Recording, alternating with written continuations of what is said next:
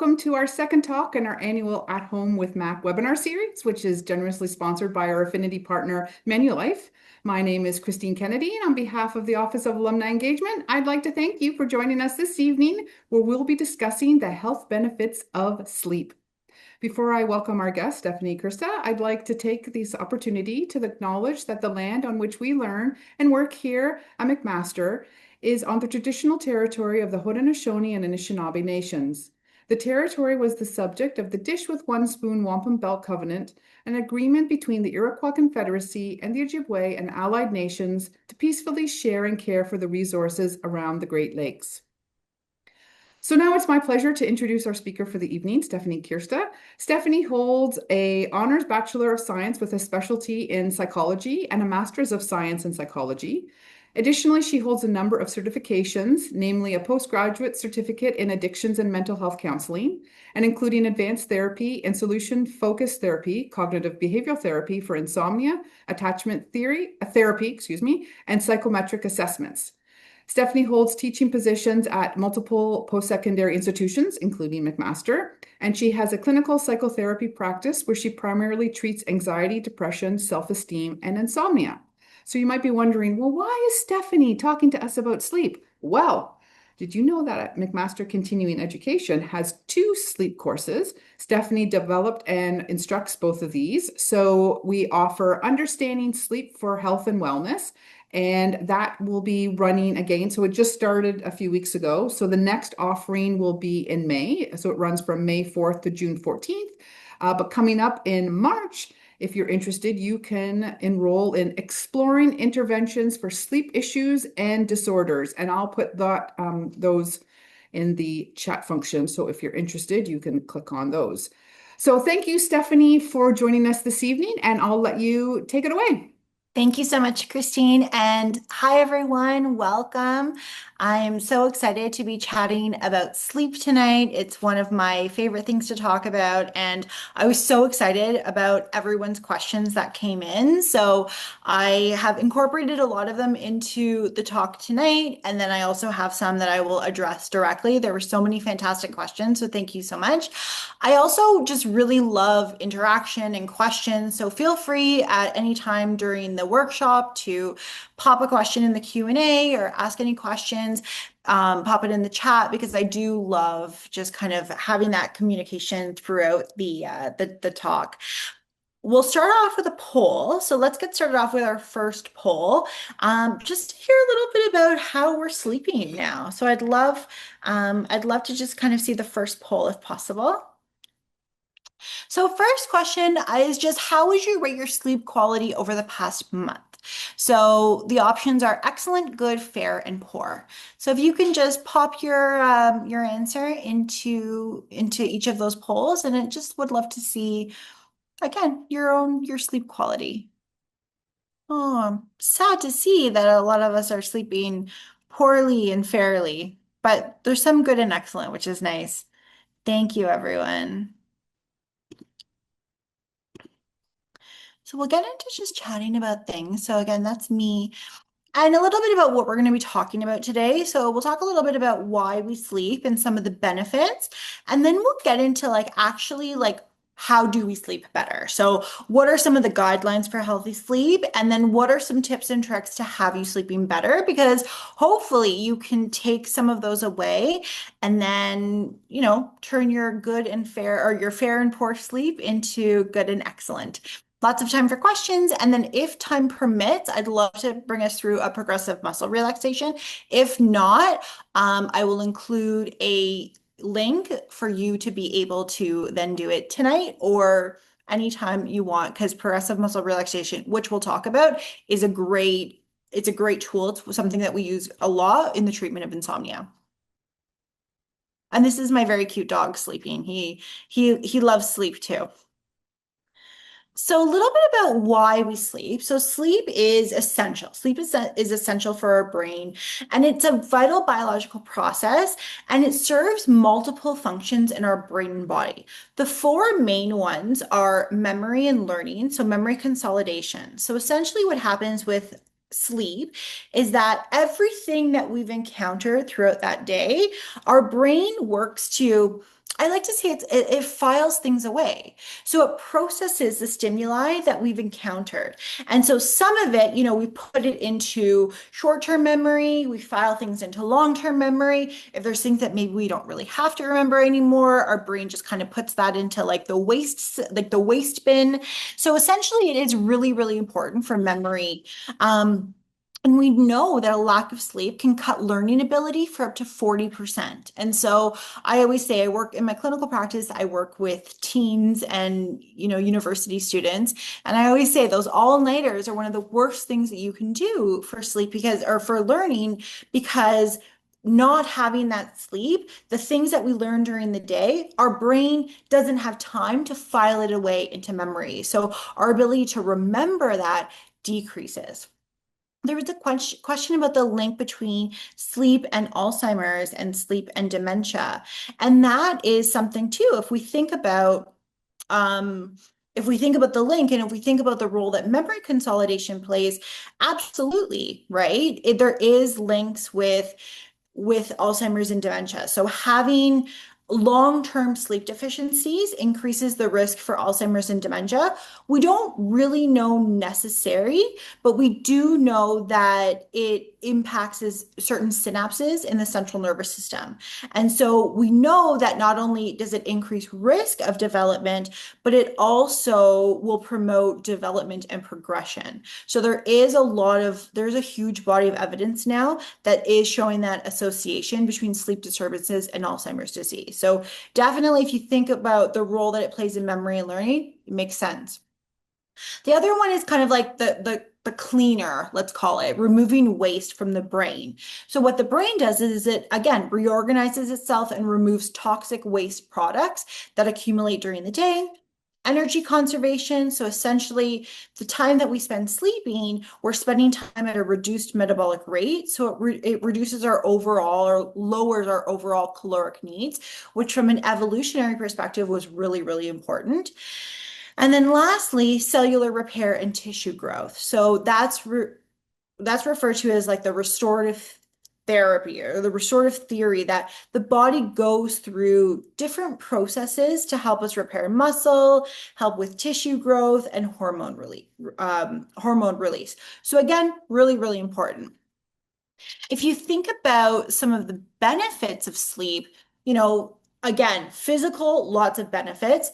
Emotionally, it helps with emotional well-being, decreases stress, increases resiliency, and having more sleep can also make us more creative, help us improve our attention, our concentration, and then physically, absolutely, we're seeing it through neurological health, but also cardiac, vascular system.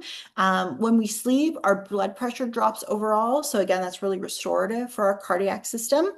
And especially right now, cold and flu season, the more we sleep, it is linked to immunity as well. How we sleep is also something just kind of, there's different sleep stages. So you'll see that there's 4 different sleep stages in a typical night. So there's non-REM sleep, which is non-rapid eye movement sleep. That's stage 1, 2, and 3. And then there's REM sleep, which is stage 4. And what's really interesting about that is that a lot of people think that REM sleep is like, the goal sleep, right? Everyone's like, oh, I need to spend time in REM. REM is so important. REM is important. REM is absolutely an important phase. But in terms of the most restorative sleep, so the sleep that we get that makes us feel more alert in the morning, that make us feel rested, that's actually stage 3. So a lot of us think that REM is like kind of the one that we want to watch, but stage 3 is actually where we get the most restoration happening. Different stages last different times, but essentially stage 1 is the lightest stage of sleep, lasts about 1 to 7 minutes. Stage 2 is about 10 to 15 minutes. Stage 2 makes up about 45 to 55% of our total sleep time. Stage 3 is, again, that deep sleep. Sometimes it's called slow wave sleep. Our body is fully relaxed. We have slowest breathing, slowest heart rate. And that's where our body is repairing tissues, strengthening our immune system. That stage lasts 20 to 40 minutes.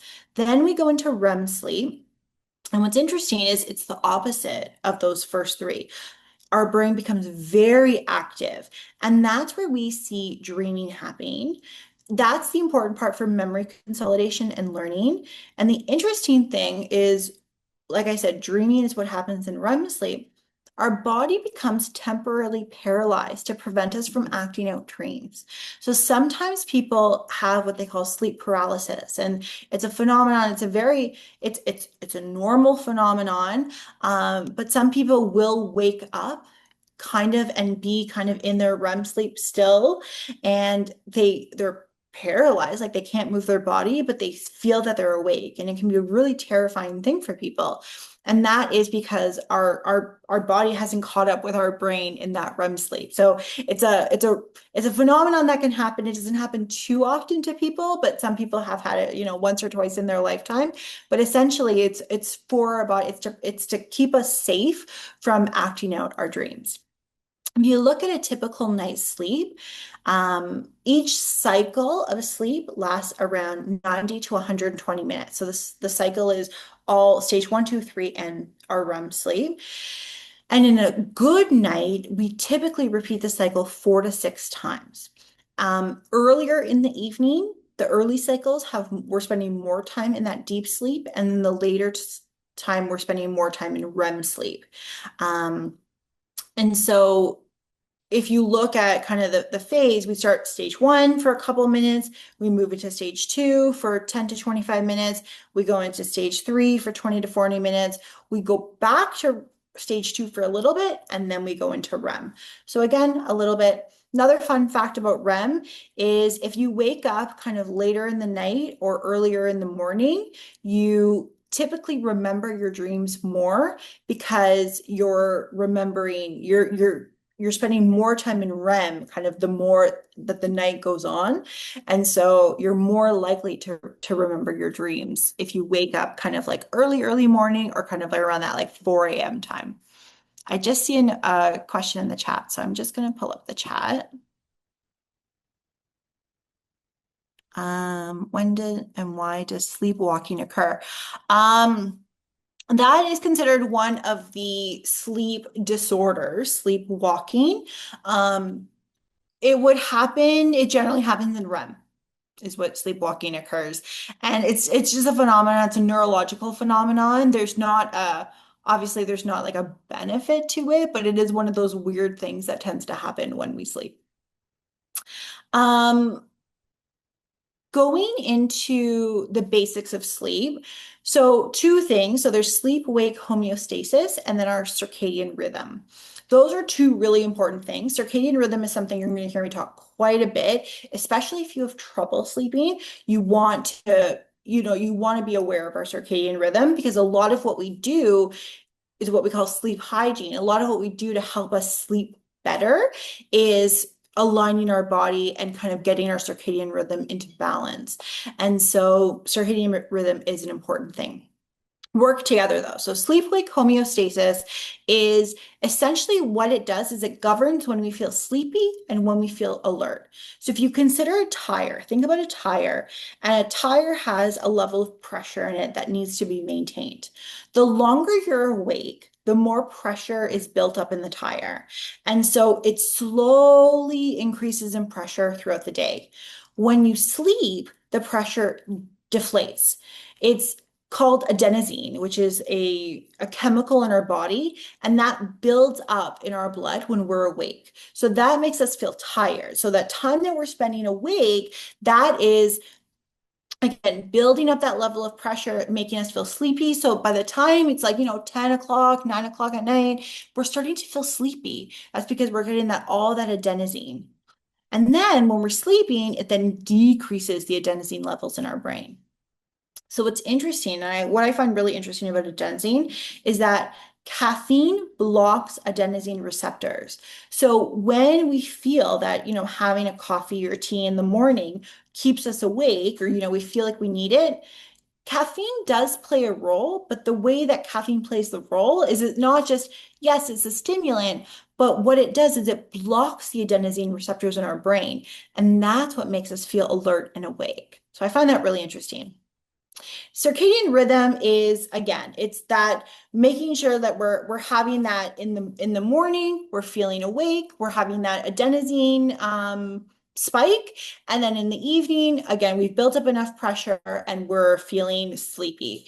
There's also the circadian rhythm of the day, right? When it's light out or bright out, we want to feel awake.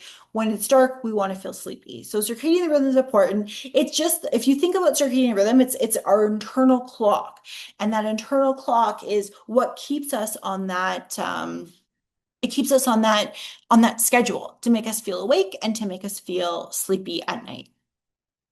Any questions so far?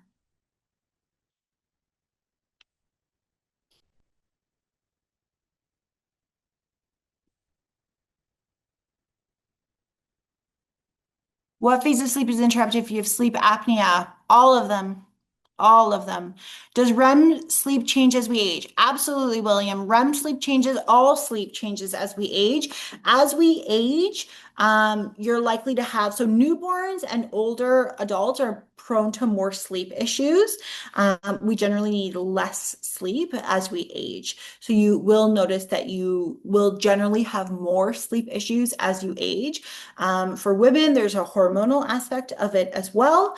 And then, there are certain sleep conditions or health conditions, um, pain that sometimes comes up from aging, arthritis, all of those things can play a role. Stress and anxiety plays a big role in our sleep. So essentially there's also having a genetic predisposition. We call it sleep-wake dysregulation. And that's just what it is. It's our body is not in line. So we're not waking up, feeling alert, and not being able to fall asleep when we're starting to feel tired. I will chat a little bit about sleep apnea as well. Rick, I'm gonna give you that answer. We will chat about what our ideal sleep is. And does caffeine late at night reduce the effectiveness of sleeping by blocking receptors? Yep, it does. So essentially it's that adenosine. So absolutely the caffeine at night. Not only is it a stimulant and a diuretic, which will have you getting up multiple times in the night, it will block the adenosine receptor. So it's threefold caffeine late at night. Looking at some of the benefits of sleep. So there's lots of different benefits of sleep, obviously, right? Making us feel physically well, like I said, emotionally, cognitively. And then I just wanted to share a fun fact about why we dream, because people are really interested in dreaming. So dreaming has a couple different things. And what's interesting about dreaming is like there's no like one study or one set of literature that they agree on, like what is the role that dreaming plays. It's kind of all over, but like there's a few hypotheses of why we dream. So one hypothesis that researchers have looked at is that it's called threat simulation. So essentially, dreams serve as a way to rehearse and prepare for potential threats. So dreams of being chased can help us practice response strategies for real life situations. Emotionally processing. So sometimes dreams can act as kind of like a nocturnal therapist. So it helps us to process and metabolize anxiety-provoking emotions.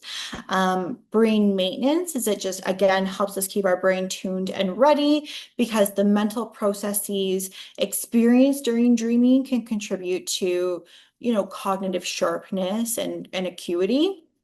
And then creativity and problem solving. So some research proposed that dreams can lead to more flexible and creative thinking. So again, it helps us to think about problems a little bit more creativity, to have thoughts and approach complex challenges in our waking lives a little bit easier. So there's no hard and fast rule of like why we dream, but a couple hypotheses as to why we dream are those things.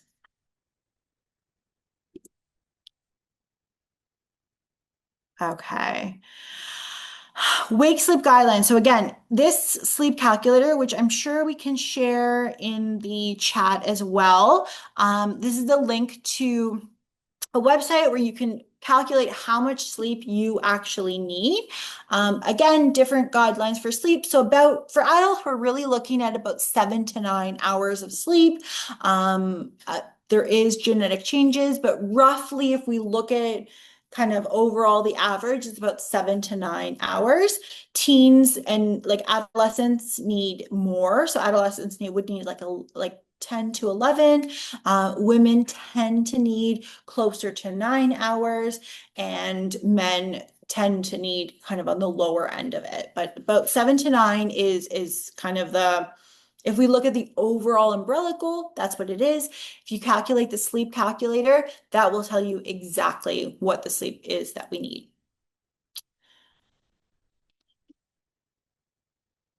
I just want to look at the chat. Perfect. Thank you, Christine. So yeah, it's a fun one to look at the sleep calculator. So looking at our environment, so different environments and different guidelines for sleep. So environment, again, we want to make sure that we're sleeping in a cold, dark room. Oh, can we pull up the poll about the second poll, please? So sleep poll 2 is what's our biggest barrier to getting a good night's sleep? So stress or anxiety, noise, temperature, partner or pets, screen time, or other. Okay. So lots of different things that are impacting our sleep. So again, looking at different kind of guidelines for sleep or different, if we look at, thank you so much, stress and anxiety is a big one. And then we have noise, temperature, partner, pet, screen time, other, kind of all around the same. Thank you so much. Looking at some of the guidelines, when we talk about guidelines, essentially what we're referring to is sleep hygiene. And sleep hygiene are just these guidelines for sleep that we know really help to create a foundation for us to be able to sleep better. So what it looks like is, again, that circadian rhythm, our sleep-wake balance or homeostasis, and just different things that help our body to be able to fall asleep. Sleep is, again, something that should come natural to us, but for a lot of us, if you have issues with sleeping, sleeping is a very hard thing to come by. But there's a lot of biological things that go on in our brains and in our body that can interrupt our sleep. And so overall kind of umbrella guidelines for us having a good night's sleep. I'll talk about some of those, and then I'll talk about some kind of like tips and tricks to get good night's sleep as well.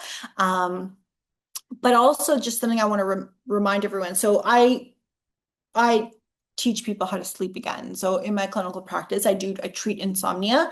And when someone is coming to get support for insomnia, essentially what we do first is we look at sleep hygiene. So we look at these guidelines and we put these guidelines into play before anything else. And the thing with a lot of these kind of guidelines is that a lot of us, or I see with my clients sometimes, like they'll, try it once or twice and they're like, it didn't make a difference. And the thing is that the consistency is key with a lot of these. And so if you're going to look at improving your sleep hygiene, what we want you to do is really commit to it. I would say commit to it for like a month and like be pretty strict with it. Even if you choose one or two that you're going to just stick with, you're not going to see the benefits in like a couple days. You're going to see the consistency. Because if you think about it, our brain holds on to memories, our brain holds on to routines and practices.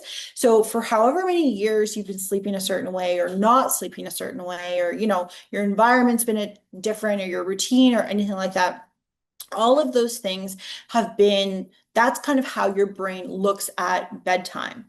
When you change it up, you need time for your brain to catch up to it.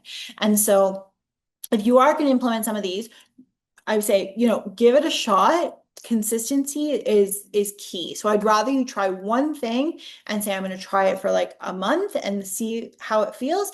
And then I can add something else on, instead of just trying to overall our sleep all at once. So just going to check our chat, see if there's any questions before we get into it.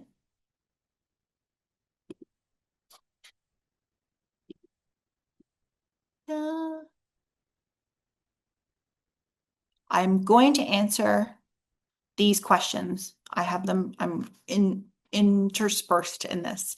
So environment. So environment, we want to make sure that we're creating a really good environment for bedtime.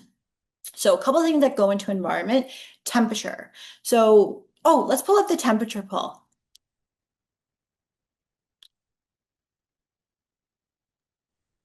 Stephanie, I apologize. The polls are working. They just seem to be lagging a little bit. So if everyone can just give us a little bit of grace with the lagging, but they are coming up, and then we'll hold them for, let's say, 15 seconds. There we go. We'll hold Okay, them up for perfect. 15 seconds, and then we'll take them away and show the results. Thank you. So what is your ideal bedroom temperature? 16 to 18 Celsius, 20 to 21, 22 to 23, or 24 plus? And while you're voting, I'll talk a little bit more about environment. So cold, dark bedrooms are key for our environment. So you want to make sure that it's cool. You want to be blocking out light if possible. And you want to be reducing noise if possible. So if you think about us from an, oh, I love us, 16 to 18. Wow, the majority. And then 20 to 21. I like that we're looking at cool bedrooms. Thank you. 16 to 18 is the ideal temperature for your room. So between 16 to 18 degrees Celsius it's chilly, but it's ideal. And you think about us from an evolutionary perspective. So if you think about when we were, cave people, early days of humanity, we slept in caves. And, we didn't have guidelines for sleep. We didn't have alarm clocks. Essentially, we knew when to sleep because, again, we had sleep-wake kind of homeostasis. So we got tired at night. The light told us when to wake up and when to go to bed because we didn't have alarm clocks, we didn't have clocks or anything, but we just knew, when it was dark, it meant that it was time for sleep. We slept in caves, which were cold and dark and quiet. We have not evolved from those needs. And so you want to create that kind of environment for yourself to get the best kind of sleep, to prime your body to get that best amount of sleep. So cool bedroom, 16 to 18, trying to block out as much sound as possible, trying to block out as much light as possible. All of those things together will make a big deal. The other thing looking at it is, having a comfortable mattress and pillows, making sure that you're having bedding that doesn't overheat you, pajamas that don't overheat you. And then some people find, we'll talk about nervous system regulation in a little bit, but calming scents. So sometimes having like lavender essential oil, bergamot, chamomile is another one. Those have been shown to help us fall asleep a little bit more.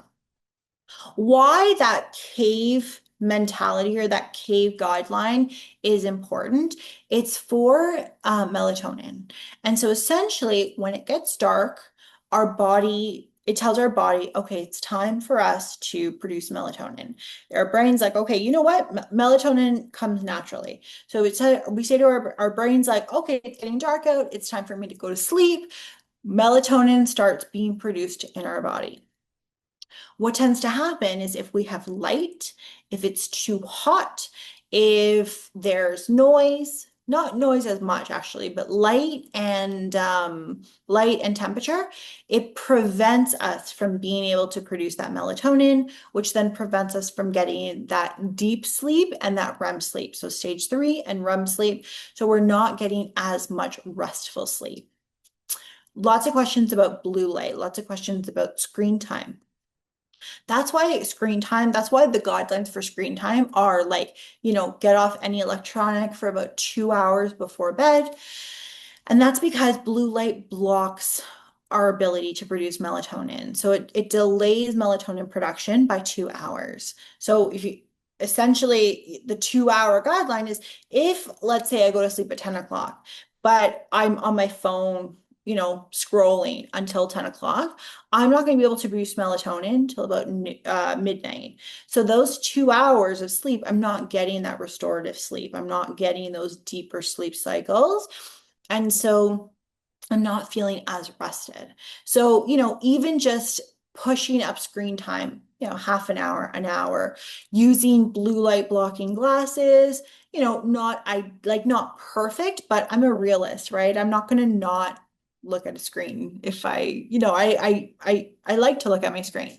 So blue light blocking glasses, you can turn your phone on red mode. If you look at color, you can actually go into this, like, you can turn your background of your phone red at night, and that blocks the blue light from coming out. So different things you can do, but essentially delaying that blue light and making sure that you're sleeping in cold, dark, quiet bedrooms. Having a bit of a routine as well. So I always like to give this analogy. It's like, when we were babies, and our parents would put us to bed, there was always a really lovely routine around bedtime, right? We would get a bath, we would get a story, maybe we would have some relaxing like oil or like moisturizer put on us, or like a lavender bath. And, our parents would like have dim lights and pull the drapes and snuggle us. And there was a, very strict timing around bedtime. And then somewhere along the lines where we got control over our own bodies, routine kind of goes out the window, right? Like some of us have a loose bedtime routine. Some people, more routine than others, but, we don't have that set routine. A lot of people don't have that set routine around bed. And bedtime routine is really important. So part of sleep is behavior. And so the things that we do before bed tell us it's time for sleep. So if I always make a chamomile tea, around 9 o'clock, and I want to go to bed at 10, that chamomile tea primes us. It says, oh, okay, we're used to patterns. We're used to doing this. If you think about totally not going with sleep, but if you think about if you go to the movie theater, so many people are connected, like, we connect movies with popcorn. And the reason being is because that connection has happened, right? Every time you went to the movie theater, you would smell popcorn. So whenever you think about a movie, you tend to think of popcorn. Same thing happens with sleep. Our brain does the same thing. So if we have that consistency of different things that we do that cue us for bedtime, our brain starts to go, oh, okay, it's time for us to sleep. It's different little cues. So that's why routine is important, because what it does is it's that behavioral component. It starts to tell us to, okay, it's time for bed. It's that connection that our brain makes. So thinking about, you can have a really long drawn out bedtime routine. You can have a quick and easy bedtime routine, but it's really just starting to think about, okay, what are a couple things or one or two things that I want to do to start cueing myself for bedtime? It could be dimming the lights, or like, going into your bedroom and like turning on your little lights, like your little your lamps beside your bed, so you're not walking in and it's bright. It could be making a tea before bed. It could be taking a bath or a shower. It could be reading a book for half an hour. It could be listening to relaxing music, any of those things. But just starting to do them pretty consistently, you'll start to notice that your brain starts to make those connections. Naps are another really big one. So naps, some people love napping. I love napping. On the weekends, I love a good nap. And they are productive. So naps can actually be part of a healthy sleep routine. The key is that you don't want it to be longer than a sleep cycle. So you don't want it to be too long. So guidelines are about 20 minutes for a nap, or 120. So you either want to be able to go through an entire kind of 60 to 120 sleep cycle, or you want to keep it short enough so you're not going into that REM sleep. Another thing that people do, and again, depends on your nap time and your sensitivity to caffeine, but having a cup of coffee before you have a nap will then tends to make you feel really alert and awake after your nap. So that's kind of a bit of a power nap. So if you are a napper, just kind of making sure that you're keeping it like 23 minutes, or about 60 to 120 minutes. And then caffeine and food are big ones, right? So caffeine, if you're sensitive to caffeine, I would say you want it to be no caffeine 10 hours before bed. So if you're going to bed at 10 o'clock, you want to make sure that you're not having caffeine after like noon. So just trying to cut that caffeine off earlier on, so that 10 hours. And then food or alcohol, you want to cut it off around 3 hours, especially heavy meals. Heavy meals, if you're digesting, it's not letting your body really get it's preventing your ability to get into that deeper sleep. And so trying to not have, big heavy meals or, you know, yeah, big heavy meals, about 3 hours. Some people feel that they do need a snack before bed. If you do need a snack before bed, make sure that it has a good amount of carbohydrates in it because that will be easier to digest. Um, will help balance the blood sugar if it's a good carbohydrate. And then if you balance it with a little bit of like fat or protein, tends to work a little bit better. So like a bowl of cereal tends to be a really good bedtime snack because it's light, it's not too heavy, and it has a good balance of carbohydrates and protein. Any questions so far? I'm going to just take a look at the chat.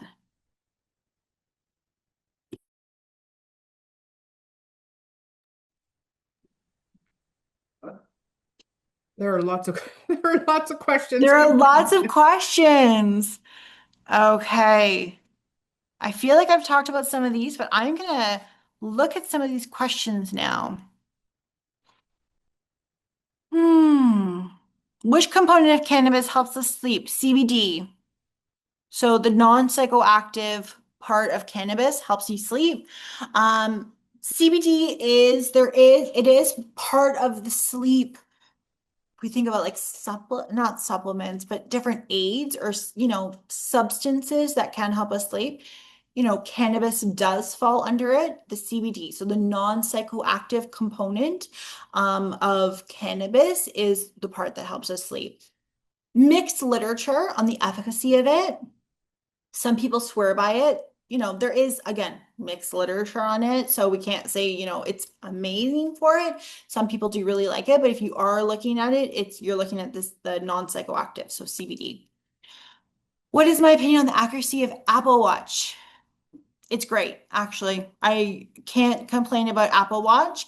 My caveat with sleep trackers is they're not perfect. So, a couple things. They're not perfect, number one. So if you're like sleeping, um, or if you're like awake but you're not moving a lot, it might rate it as sleeping. I find the Apple Watch and the Garmin tend to be better than the Fitbit in terms of the accuracy of it. My thing with them is that don't use them as like, don't let your tracker tell you how you feel. So what tends to happen, so when trackers first came out, and it started with the Fitbit, when they first came out, what we saw was that people who never really identified as having sleep issues, they were going to their doctor, they were going to sleep therapists and being like, I have issues with sleep. And you're like, okay, but why? Well, because my Fitbit told me I'm not getting a good sleep score, I'm not getting a good sleep range. And so what they did is they actually created a lot of insomnia around sleep. And so if you find that tracking that way, or those trackers make you start to think that, I would say you want to maybe stay away from them because they're not doing what they need to do.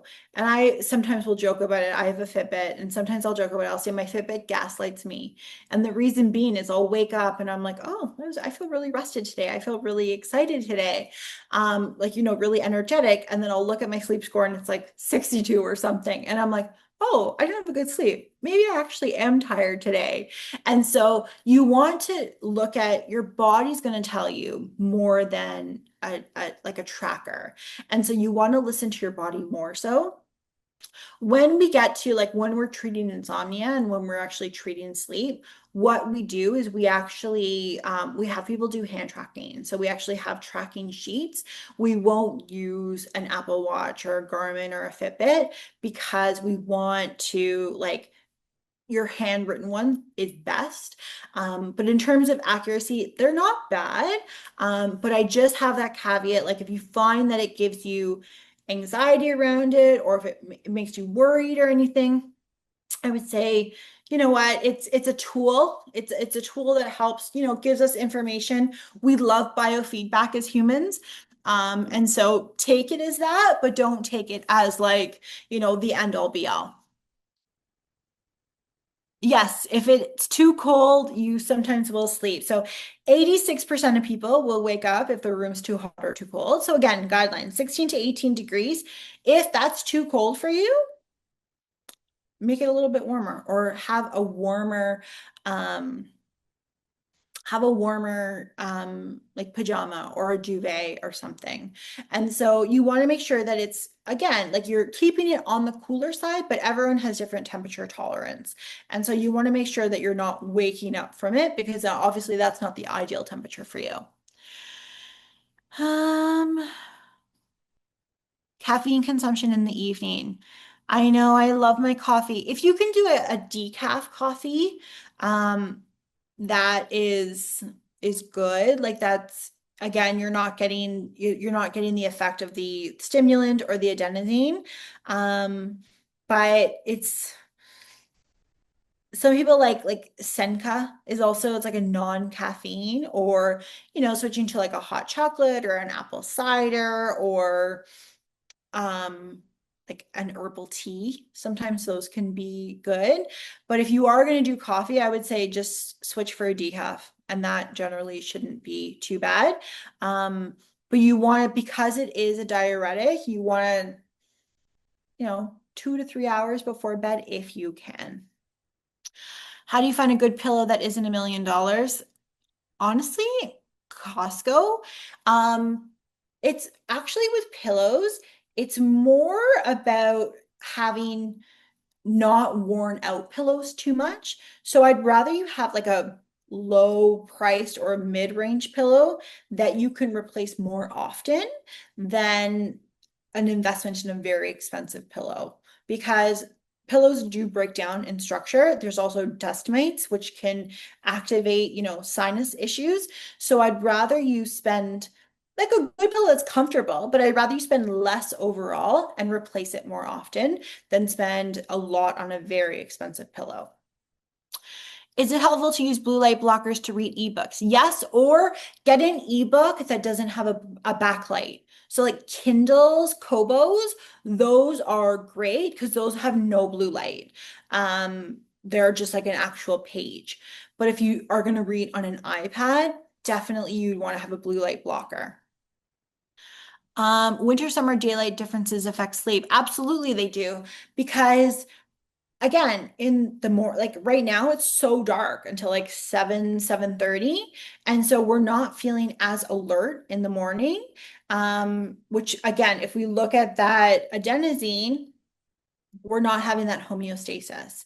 And then in summer, it's not getting dark till like 9:30 some days. And so we're not feeling as sleepy. So that's where we want to play with a little bit of artificial light for ourselves. So pulling the drapes, putting low lighting on. I love, there's like LED light therapy boxes, like they're sometimes called happy lights.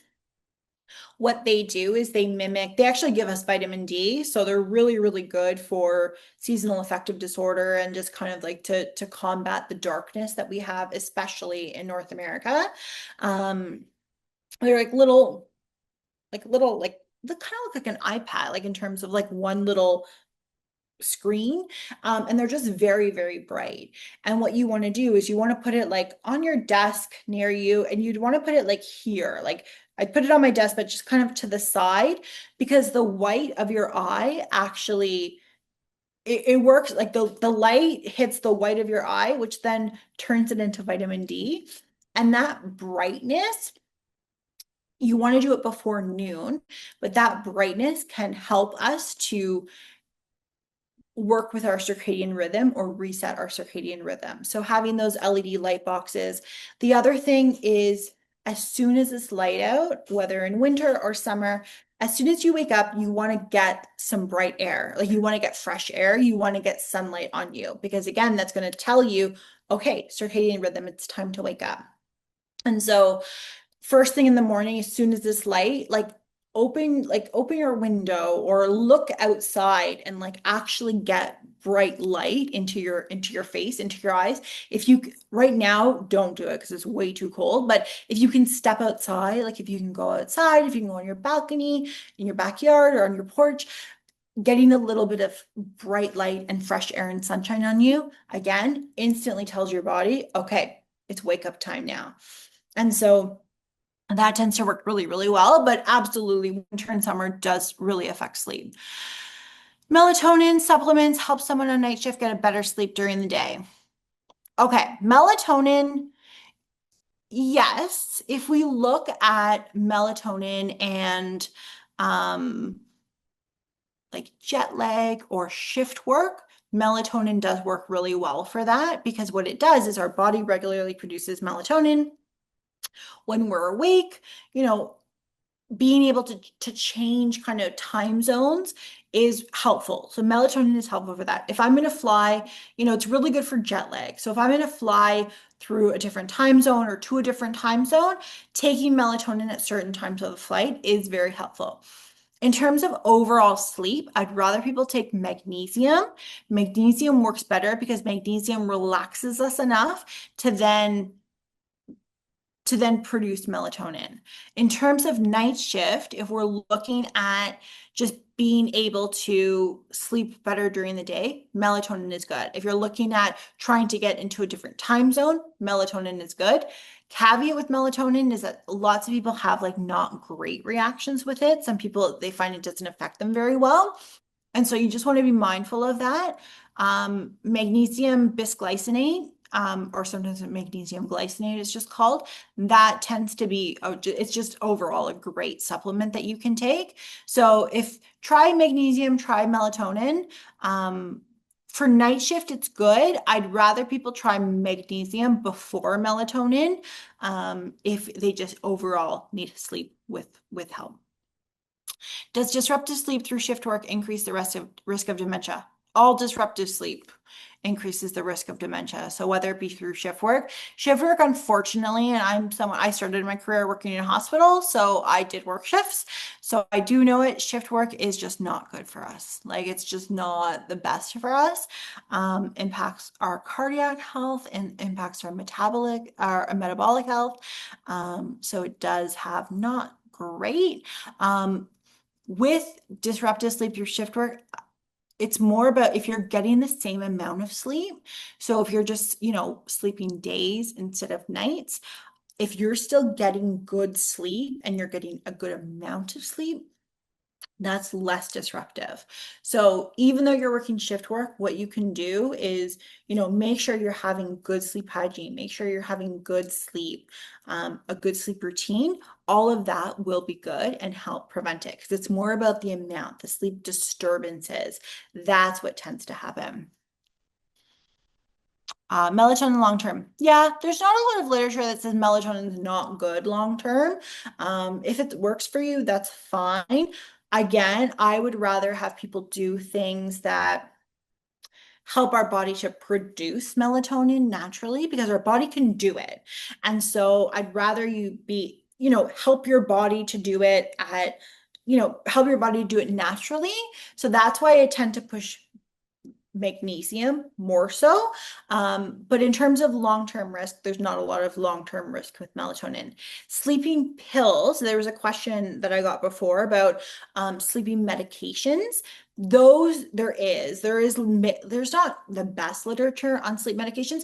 Like if you go on a sleeping medication, like again, people need them and I'd rather have people sleep whichever way they can.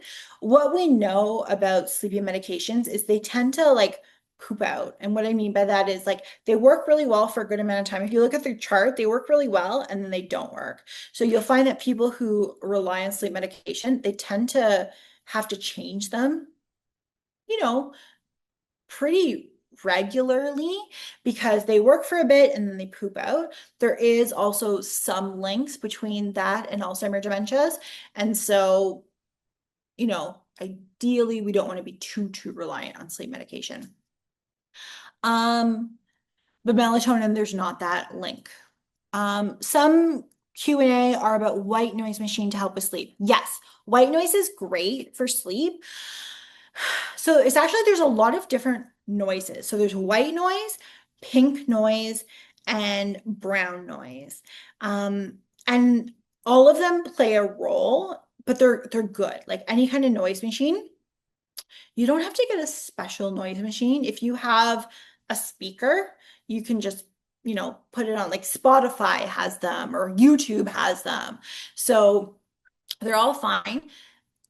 Good literature for all of them. Interestingly enough, pink noise and brown noise has a little bit more literature in terms of being able to get into that like deeper sleep.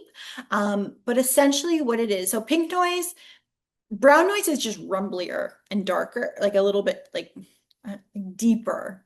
And pink noise again is a little bit deeper too. But any of them are fine. I have a Google Home, like a Google speaker, and I'll just put it on because it's in the bedroom and just like put on a Spotify playlist, and it's just that. So you don't have to buy a specific noise machine if you have access to a speaker. But yes, white noise is fantastic. White noise, brown noise, pink noise. Try all of them, see which one you like better. Is it bad to fall asleep with the TV on? Yes. A lot of people fall asleep with the TV on, feel that they need to fall asleep with the TV on. That bright light is just, it's not great for you. Um, it it it just prevents you from getting into a good sleep. Again, we're looking at dark. And so if I have the TV on and it's like bright and, moving, it's not going to be ideal. I'd rather you listen to like an audiobook or listen to a podcast. There's some apps that have like sleep stories, like Calm has sleep stories, or Headspace. Those are both really, really good. So I'd rather you listen to a podcast or listen to an audiobook instead of having the visual cues. Recommended dose of magnesium, whatever is in the bottle, it's about 150 milligrams is what it is. You also don't have to take magnesium. You can get it, your body can absorb it. So there's magnesium foot sprays that you can buy, like just at the pharmacy, like Shoppers Drug Mart or Rexall. You can get like a magnesium spray and you can spray it on your feet and that can absorb it. You can have magnesium flakes in your bath or Epsom salts. So all of those things are good doses of magnesium. Magnesium, so magnesium bisglycinate is the most bioavailable, so your body absorbs them the fat like the easiest. And the best way to absorb it is the magnesium powder. Mixing it in with water or tart cherry juice actually is there's tart cherry juice, magnesium, a scoop of magnesium powder, and like a little bit of sparkling water just to make it taste a little bit better. That actually has a lot of literature around it. It was making the rounds on social media. It was called the Sleepy Girl Mocktail. And so I actually looked into the literature. Tart cherry juice is high in tryptophan and melatonin. Magnesium is, again, magnesium. And so that little trio is actually really helpful before bed. So there actually is some literature behind that. Waking up to go pee, which disrupts your sleep. Yes. Okay, it's the worst. Minimizing liquid as much as you can before bed. So front load your liquids earlier in the day is the number one. Trying not to have diuretics later in the day. So coffee, alcohol are the two big ones. Always, always, always go pee before bed, even if you don't have to. And if you wake up to go pee, have little night lights in your bathroom. Don't turn on bright lights. That would be the best one. If you have the luxury of heated floors in your bathroom, even better, because then you're not like, you don't get the cold, the shock of cold, which sometimes can wake us up, but not bright lights. Don't turn on the lights, front load liquid, and don't pick up your phone.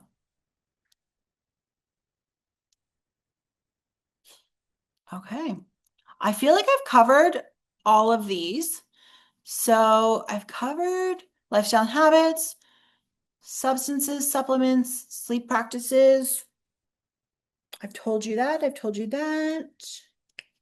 Oh, couple things to keep in as a takeaway. 10, 3, 2, 1, 0 is my favorite. So 10 hours, No caffeine 10 hours before bed, no food or alcohol 3 hours before bed, no work 2 hours before bed, no screens 1 hour before bed, and no snooze button hits.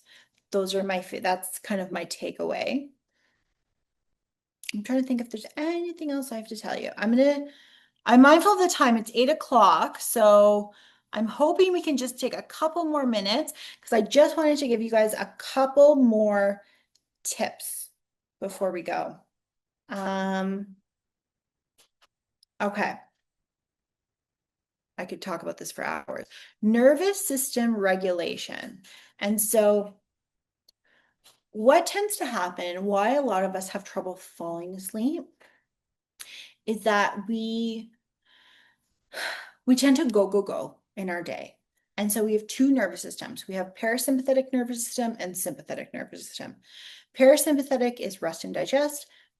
Sympathetic is alert and awake. What tends to happen is we're like go during the day. Maybe we're working late at night. We're like doing chores around the house. And then we're like, oh, 11 o'clock, time to go to sleep. And then we go into bed and we're like, okay, I'm wide awake now. And that's because we didn't downshift into parasympathetic. We need to get into our parasympathetic nervous system to be able to fall asleep. So it's that, again, rest and digest.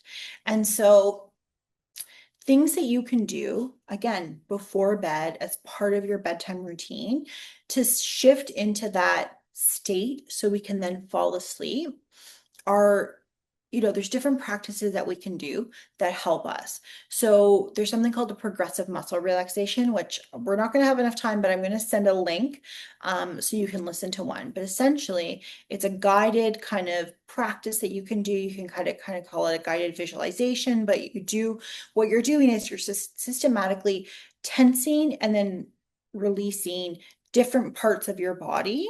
What it does is it helps to promote a deep level of relaxation, helps us to kind of like let go of the day. And that works to tap into that parasympathetic. Yoga Nidra, which is sleep yoga, you can find a lot of YouTube videos on it, helps us to down regulate. It's really restorative in nature. Any type of breathing, like deep breathing. My favorite one is 4-7-9. So you breathe in for 4, you hold for 7, and you breathe out for 9 seconds. And doing that a couple cycles before bed. Listening to any guided imagery. So one that I really like, which again I can send, is called The Leaves on a Stream, where you're just visualizing, putting all of your worries on little leaves and watching them float away. Any type of like acupressure, so weighted blankets were like all the rage a couple of years ago, and they're really, really good. What they do is it's acupressure. So it's called deep pressure touch stimulation, and it just helps our body to tap into that. Again, it helps our body to down regulate. Journaling out the day's worries, listening to relaxing music. All of those help our body to down regulate to parasympathetic to then help us fall asleep.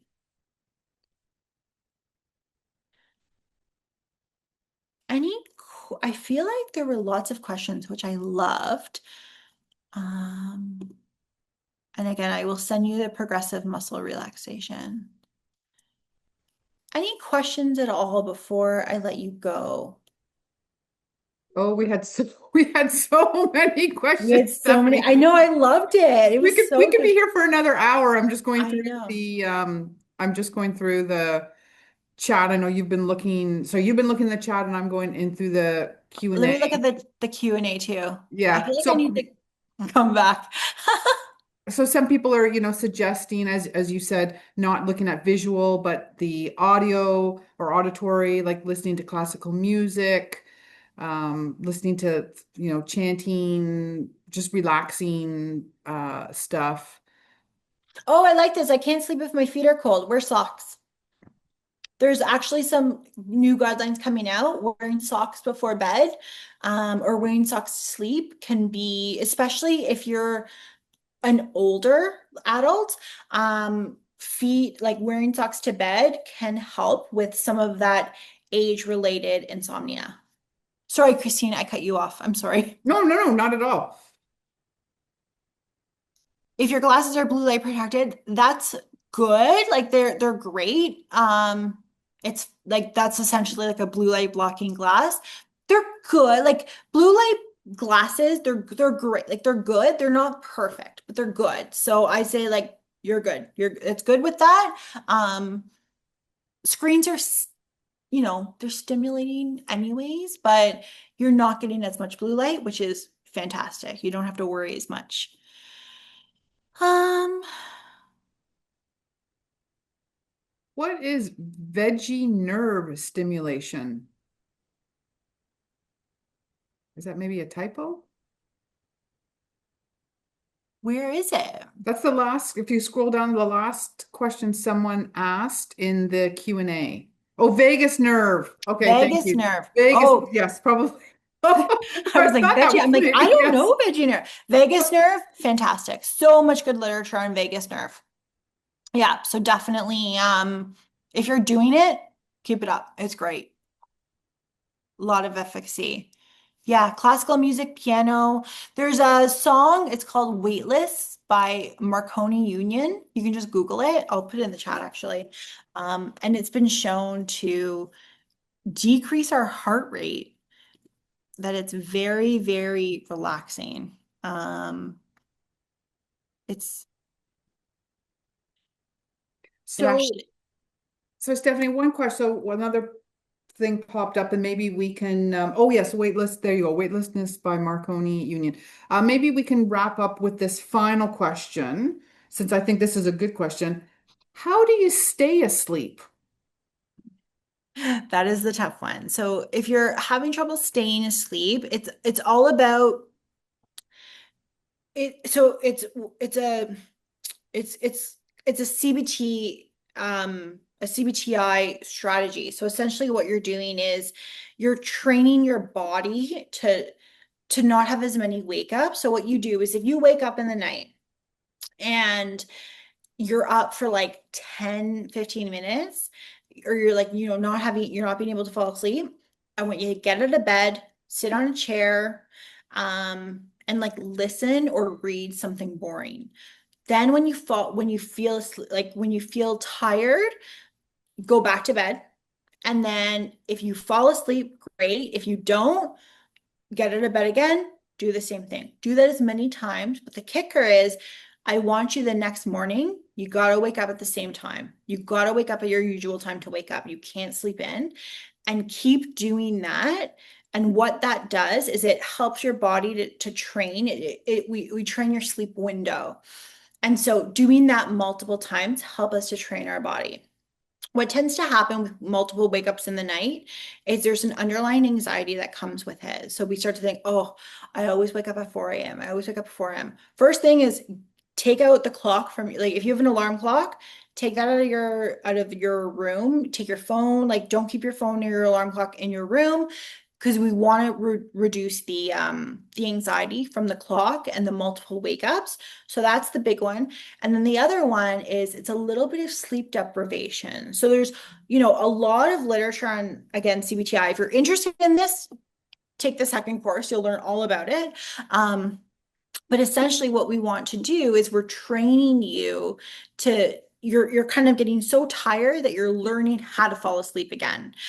So doing that multiple nights. What's the worst thing you can do is toss and turn and like start to be like, oh, if I fall asleep now, then I'll have like 4 hours, so I won't be so tired, because those, deep math questions in the middle of the night, they just wake us up more. Last thing you want to do is turn on the TV, look on your phone. Again, too stimulating. So doing that a few times, it will start to train your body to be able to sleep through the night. The other thing is shorten your sleep window. So if you're usually going to bed at 10 and waking up at 6, but you're waking up at like, 2 a.m. and then you're up till like 5 and then you fall asleep deep and then you oversleep and that terrible cycle, go to bed a little bit later, or plan to wake up a little bit later. Shorten your sleep window so you're getting good sleep, and then we can slowly increase it more.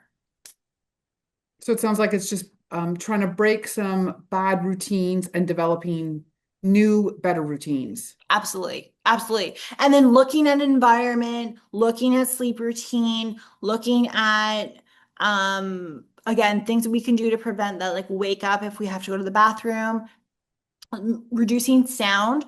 I had someone that always woke up at like 3:33 a.m. We could not figure it out. We were doing all the things. Ended up being that they were hearing a truck backing up in their backyard, in their like in the like in a parking lot near them. And so all of that work, and I had them like videotape, like record their room because we just couldn't figure it out.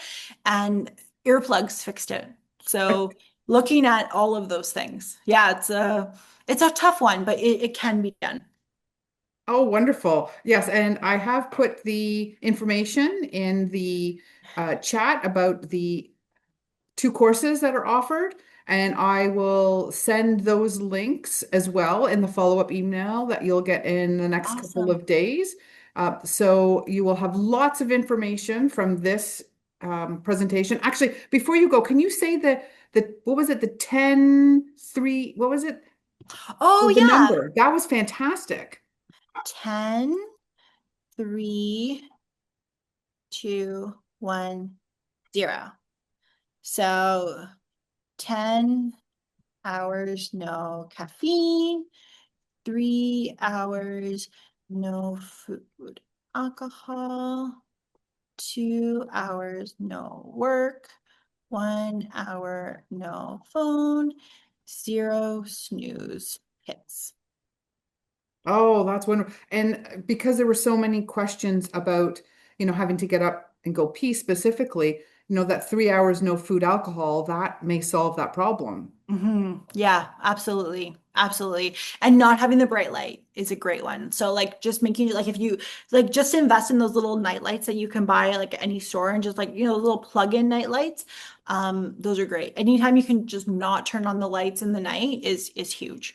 Wonderful. Well, you have Awesome. provided us with so much great information. Thank So thank you. you so much. Thank Thank you you, so much, everyone. everyone, for the questions. This was I fantastic. know it's lovely that everyone was able to participate and lots of interaction with people. So thank you everyone for joining us tonight. And we hope that if you have time, you will join us again tomorrow. We are talking about fitness resets, why movement matters, and that is going to be with a PhD student who is in our Fit Lab here at McMaster University, Angeli Betty. So we're looking forward to having That her sounds so join us. good. Yes. Thank you. Maybe you'll want to I join think us, I want Stephanie. to.